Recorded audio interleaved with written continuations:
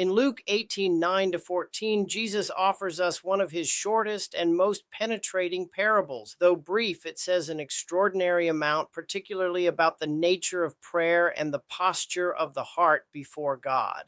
As we move through Luke chapter 18, we are invited to reflect on several dimensions of prayer. This parable, however, confronts us with one of its negative aspects. Jesus describes two individuals who come into a setting of worship. The first is a Pharisee, a man who proudly boasts about his strict observance of the laws and rituals found in the Torah. The second is a tax collector who stands before God, aware of his sinfulness, and pleads for mercy. Jesus then asks a striking question: which of these two men is exalted? The answer surprises us. It is not the Pharisee, despite his outward piety, but the tax collector. At first glance, this seems backward. Shouldn't the one who claims righteous obedience be exalted over the admitted sinner? What we do not know, and what may be crucial, is whether the Pharisee truly lived as he claimed. There was once a popular phrase, walk the walk and talk the talk. It referred to people who loudly proclaim moral righteousness while quietly violating the very principles they promote. Sadly, this behavior is not confined to one sphere of life. We see it in politics, in academia, and regrettably, even within the church. This makes Jesus' parable difficult, but deeply necessary to interpret.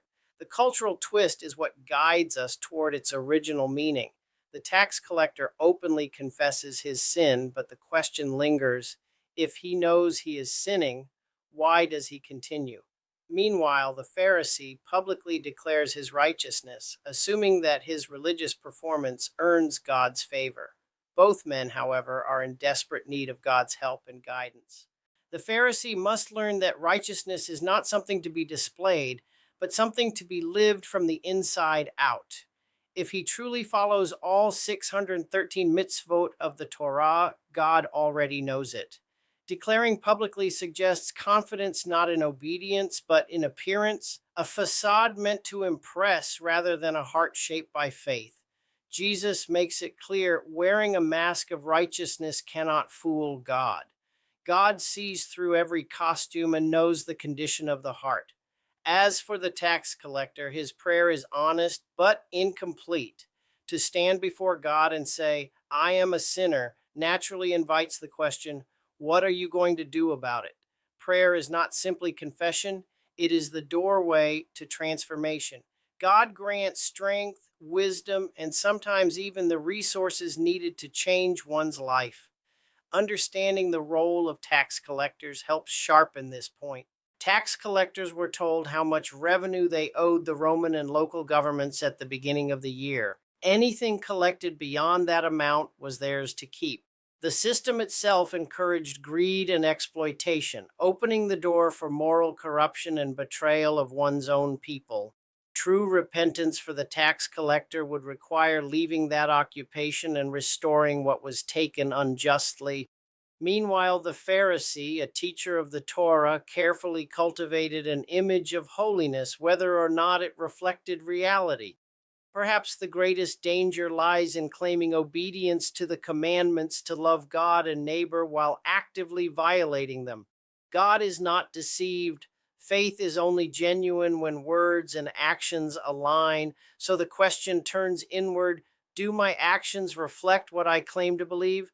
For many they do, for many others they do not. If you are someone who enjoys announcing your piety to the world, it is worth pausing to ask if that piety is real. Claiming holiness without living it does not honor God, it provokes him. History and experience remind us that not everyone who claims to represent God truly does. This is especially true for teachers, whether in public schools, colleges, seminaries, or churches. Students watch far more closely than they listen. Rather than boasting about church attendance or charitable giving, invite others into authentic worship. Let them experience the love of Christ firsthand. I often say that I believe God is from Missouri. The old saying goes, show me. Anyone can claim to do good in God's name. far fewer are willing to quietly live it. Instead of declaring your righteousness, go out and practice it and let others discern the fruit.